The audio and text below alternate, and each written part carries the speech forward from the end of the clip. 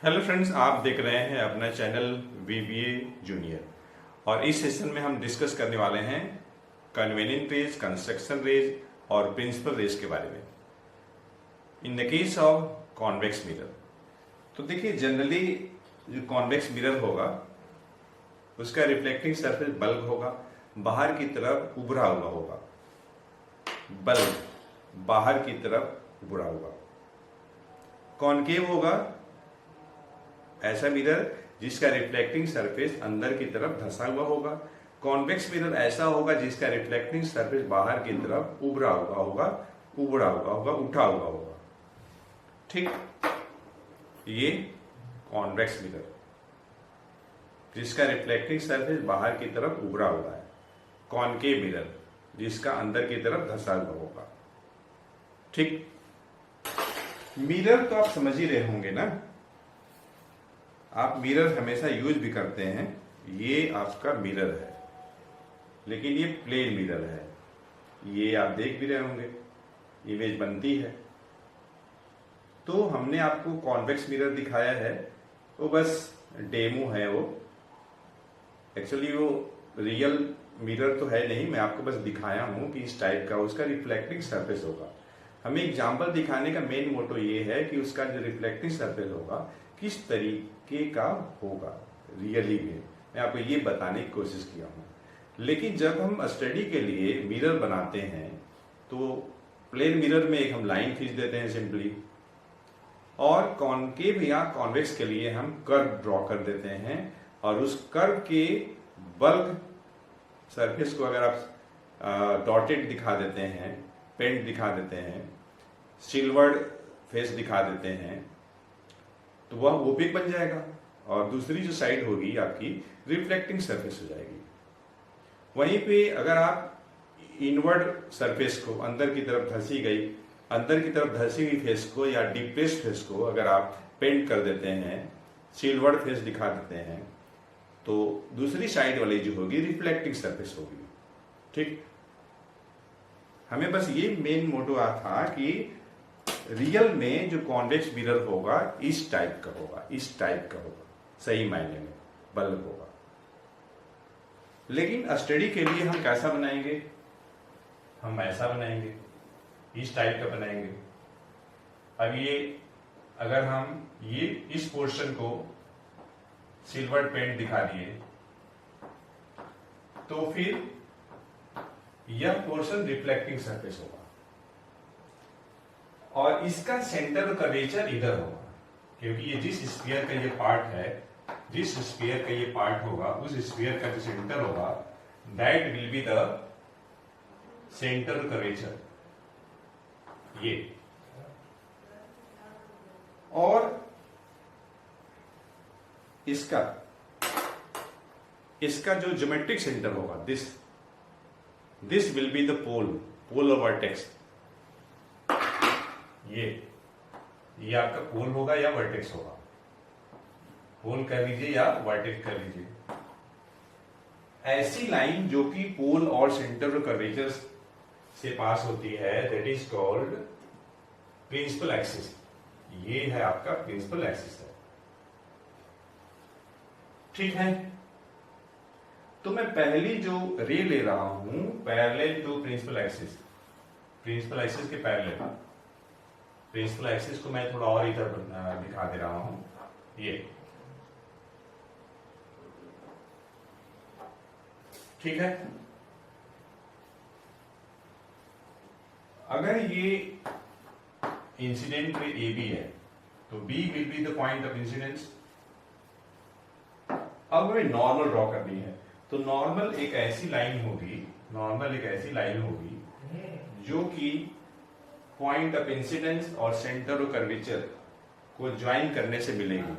और नॉर्मल हम दिखाएंगे डॉटेड। कैसे दिखाएंगे? तो डॉटेड दिखाएंगे, डॉटेड। नॉर्मल डॉटेड होगी।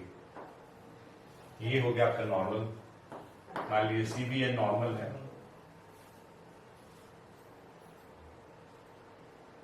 तो कोई भी लाइट रे जब इंसिडेंट होगी तो लॉज ऑफ रिफ्लेक्शन को फॉलो करेगी। मतलब एंगल ऑफ इंसिडेंस क्या है?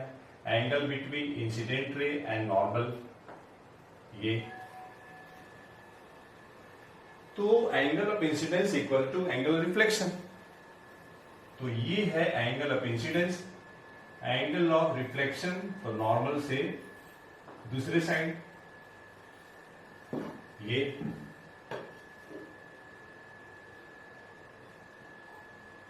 आपका हो जाएगा रिफ्लेक्टेड रे का पाथ, और इधर हम डॉटेड दिखा देंगे, and this will be the focus, और ये है आपका रिफ्लेक्टेड रे। तो ये जो कॉन्वेक्स मिरर है इंसिडेंट रे को डाइवर्ज करा रही है, कन्वर्ज नहीं करा रही है। लाइट रे ऐसे आ रही है, ऐसे चली जा रही है बाहर की तरफ, इसलिए कॉन्वेक्स मिरर को हम लोग डाइवर्जिंग मिरर भी बोलते हैं, ठीक है। और देखिए रिफ्लेक्टेड रे इधर जा रही है, मैं पीछे की तरफ बढ़ाया हूं यहां पे, तो पीछे की तरफ बढ़ाने पे ये लाइट रे प्रिंसिपल एक्सिस से जहां मिला वह आपका फोकस है, और ये आपका वर्चुअल फोकस है। तो कॉन्वेक्स मिरर का वर्चुअल फोकस होता है, प्रोड्यूस पोर्शन जो भी होगा डॉटेड होगा। तो अच्छा, नॉर्मल को हम लोग डॉटेड दिखाएंगे, रिफ्लेक्टेड रे का प्रोड्यूस पोर्शन बैकवर्ड डायरेक्शन में डॉटेड दिखाएंगे, नॉर्मल तो हमेशा ही डॉटेड दिखाना है। ये है आपका एंगल ऑफ इंसिडेंस, ये है आपका एंगल ऑफ रिफ्लेक्शन। तो फ्रेंड्स हमारे पास जो नेक्स्ट कंस्ट्रक्शन कह लीजिए या प्रिंसिपल कह लीजिए या फिर कन्वीनियंट रेज कह लीजिए, वह है ये आपका पहला ray of light parallel to principal axis, और सेकंड मैं लेने जा रहा हूं ray of light incident at the centre of curvature. तो ये हमारे पास कॉन्वेक्स मिरर है जिसका धंसा हुआ सरफेस को हम सिल्वर पेंट कर रहे हैं। तो इस मिरर का जो ज्योमेट्रिक सेंटर होगा, ये आपका पोल होगा, दिस वन ज्योमेट्रिक सेंटर, ये पोल होगा, और ये चूंकि जो मिरर है जिस स्फीयर का पार्ट है उस स्फीयर का जो सेंटर होगा, मान लीजिए कि यह आपका सेंटर है, तो this will be the centre of curvature, and the line passing through pole and centre of curvature is called principal axis.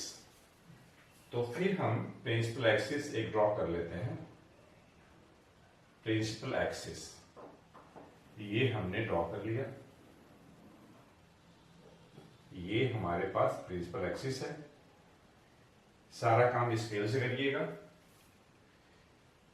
अगर ये पीसी मान लीजिए 4 सेंटीमीटर आप ले रहे हैं, क्योंकि जब भी आप मिरर बनाइएगा तो आप कंपास और पेंसिल की सहायता से बनाइएगा। तो जितना आप रेडियस लेंगे आर्क ड्रॉ करने के लिए, वह रेडियस जो होगी आपका पीसी को रिप्रेजेंट करेगा, और उस रेडियस का हाफ जो आप करेंगे तो उस सिचुएशन में यहां पे आपका फोकस होगा पी और सी के ठीक बीचों बीच।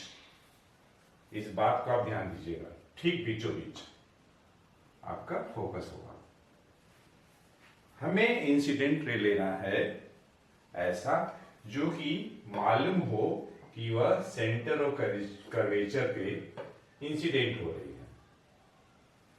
ये है आपका सेंटर ऑफ कर्वेचर, तो ये मैं इंसिडेंट रे लिया, तो लेंगे मिरर तक, उसके बाद हम डॉटेड दिखाएंगे, डॉटेड। ये हमारे पास इंसिडेंट रे है, मान लेते हैं ये ए बी है, तो B is the point of incidence, this B, तो हम ये जानना चाहते हैं कि ये जो इंसिडेंट रे है कॉन्वेक्स मिरर से रिफ्लेक्शन के बाद किस तरफ रिफ्लेक्ट होगी। उसके लिए हमें ये पता करना होगा कि इस इंसिडेंट रे के लिए एंगल ऑफ इंसिडेंस कितना है। तो एंगल ऑफ इंसिडेंस क्या है? It is the angle between incident ray and the normal. Incident ray तो हमको पता है, हमें नॉर्मल ड्रॉ करना होगा। नॉर्मल क्या है? तो it is line passing through point of incidence and centre of curvature. तो अगर हम इस इंसिडेंट रे के लिए नॉर्मल अगर खींचते हैं तो उस नॉर्मल का पाथ भी वही होगा जो इस इंसिडेंट रे का है। मतलब इस इंसिडेंट रे के लिए एंगल ऑफ इंसिडेंस 0 है। तो by following laws of reflection इस इंसिडेंट रे को रिफ्लेक्ट करना होगा angle of incidence equal to angle of reflection को फॉलो करते हुए। तो चूंकि एंगल ऑफ इंसिडेंस 0 डिग्री है तो एंगल ऑफ रिफ्लेक्शन भी 0 होना चाहिए, and which is possible only when the incident रे will retrace its same path. तो फिर इसी के लॉन्ग ये रिफ्लेक्ट कर जाएगी। ठीक, अब मैं थर्ड लेने वाला हूं कंस्ट्रक्शन रेज कह लीजिए, प्रिंसिपल रेज कह लीजिए, या कन्वीनियंट रेज कह लीजिए। कंस्ट्रक्शन कहिए या आप प्रिंसिपल रेज कर लीजिए या फिर कन्वीनियंट रेज कर लीजिए। कन्वीनियंट रेज कर लीजिए, बात एक ही है। तो हम लोग अभी 2 डिस्कस कर चुके हैं, हम लोग थर्ड करने वाले हैं। सबसे पहले मैं मिरर बना लेता हूं। इसका जो धसा हुआ फेस है, सरफेस है, उसको मैं सिल्वर पेंट दिखा दिया, और इस मिरर का ज्योमेट्रिकल सेंटर आपका पोल हो जाएगा या वर्टेक्स हो जाएगा, और ये मिरर जिस स्फीयर का पार्ट है उस स्फीयर का जो सेंटर होगा that will be the centre of curvature. C से डिनोट कर दिए। अब हम ड्रॉ करेंगे प्रिंसिपल एक्सिस, जो कि एक ऐसी लाइन है जो कि पोल और सेंटर ऑफ कर्वेचर से पास करेगी। तो ये मैं दिखा दिया। ठीक, प्रिंसिपल एक्सिस ऐसा नहीं है कि पी से केवल सी तक रहेगा। प्रिंसिपल एक्सिस एक ऐसी लाइन है जो कि पोल और सेंटर ऑफ कर्वेचर से पास करेगी। तो इधर भी आगे बढ़ा सकते हैं, इधर भी आगे बढ़ा सकते हैं, कोई दिक्कत नहीं है। अब मैं तीसरा जो रे लेने वाला हूं, इंसिडेंट रे, वह मैं लेने वाला हूं इंसिडेंट एट द फोकस। अब देखिए फोकस यहां पे है, पोल और सेंटर ऑफ कर्वेचर के ठीक बीचों बीच। ध्यान से समझिएगा, इंसिडेंट रे हम लेने वाले हैं ऐसा जो कि मालूम हो कि फोकस पे इंसिडेंट हो रही है। ये हमने ले लिया। इधर हम दिखाएंगे डॉटेड, ये आपका इंसिडेंट रे है। अगर ये ए बी अगर है, ए बी, तो for the incident ray A B, B is the point of incidence.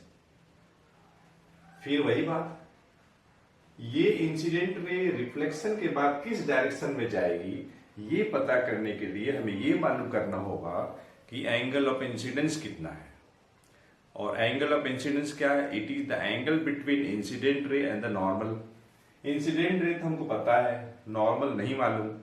तो नॉर्मल ड्रॉ करने के लिए हम क्या करते हैं, हम ज्वाइन करेंगे पॉइंट ऑफ इंसिडेंस को और सेंटर ऑफ कर्वेचर को डॉटेड। तो ठीक है, this is the point of incidence and this is the centre of curvature. तो इसको हम लोग डॉटेड ज्वाइन करेंगे। ये डॉटेड ज्वाइन कर लिया। अब ये ज्वाइन करने से हमें एंगल ऑफ इंसिडेंस मिल गया। तो इंसिडेंट रे को लॉज ऑफ रिफ्लेक्शन को फॉलो करना है, मतलब जितने एंगल पे इंसिडेंट हो रही है उतना ही एंगल नॉर्मल से बनाते हुए रिफ्लेक्ट करेगी। एक बात हमेशा याद रखिएगा, नॉर्मल के एक तरफ इंसिडेंट रे, दूसरी तरफ रिफ्लेक्टेड रे। तो इस नॉर्मल के एक साइड इंसिडेंट रे है तो दूसरी साइड रिफ्लेक्टेड रे होगी, लेकिन किस डायरेक्शन में होगी उसके लिए हमें यह देखना होगा कि जितने एंगल पे इंसिडेंट हुई है नॉर्मल से उतना ही एंगल बनाते हुए ये इंसिडेंट रे रिफ्लेक्ट कर जाएगी इस डायरेक्शन में। ठीक है, ये हो गया आपका रिफ्लेक्टेड रे का पाथ। अब जो फोर्थ कन्वीनियंट रेज बता वह है a ray of light incident at the pole of the mirror।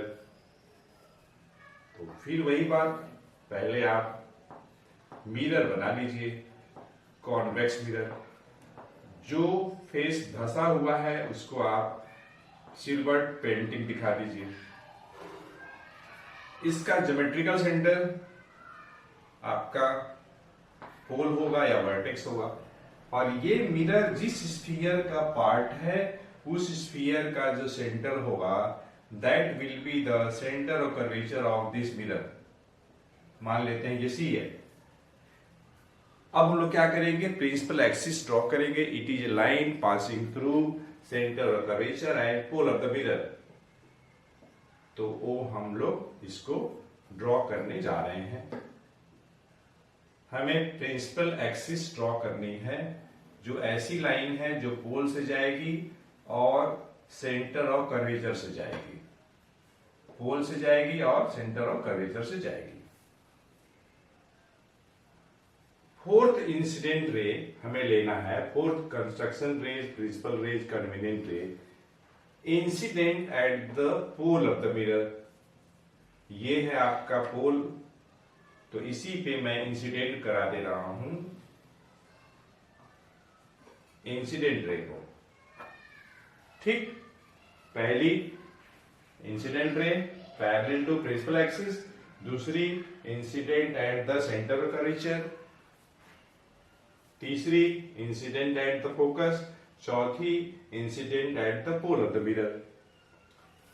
AP यहां पे इंसिडेंट रे है, पी पॉइंट ऑफ इंसिडेंस है और पी साथ ही साथ पोल भी है, वर्टेक्स भी है। फिर वही कहानी होगी यहां पर भी।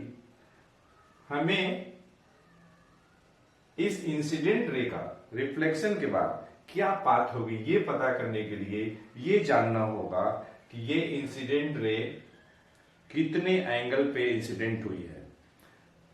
मतलब एंगल ऑफ इंसिडेंस हमें पता करना होगा।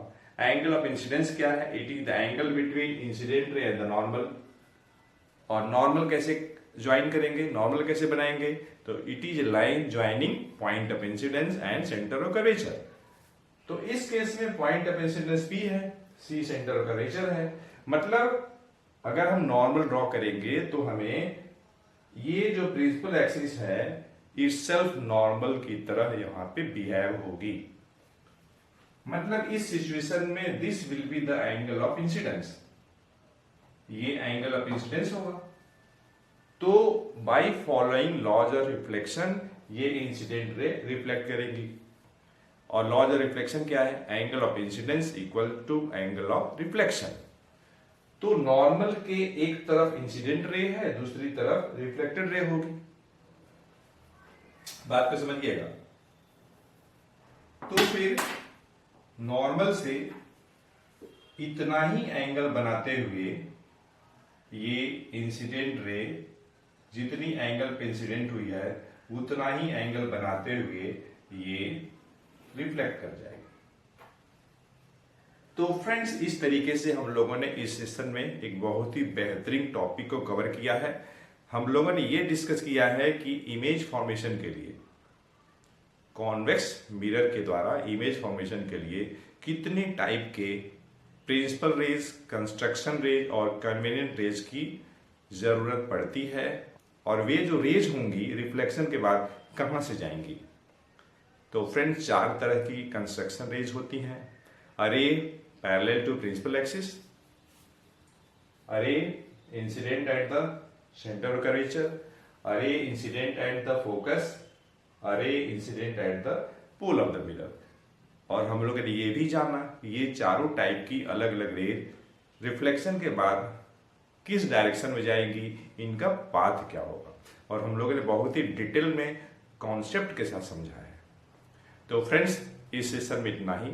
अगर आपको यह वीडियो लेक्चर पसंद आई हो तो आप लाइक करें, अच्छा से कमेंट करें, और अपने ग्रुप में, अपने फ्रेंड सर्कल में इस वीडियो लेक्चर को शेयर करना न भूलें। तो हम मिलते हैं नेक्स्ट सेशन में एक अच्छे कॉन्सेप्ट के साथ। Thanks for watching.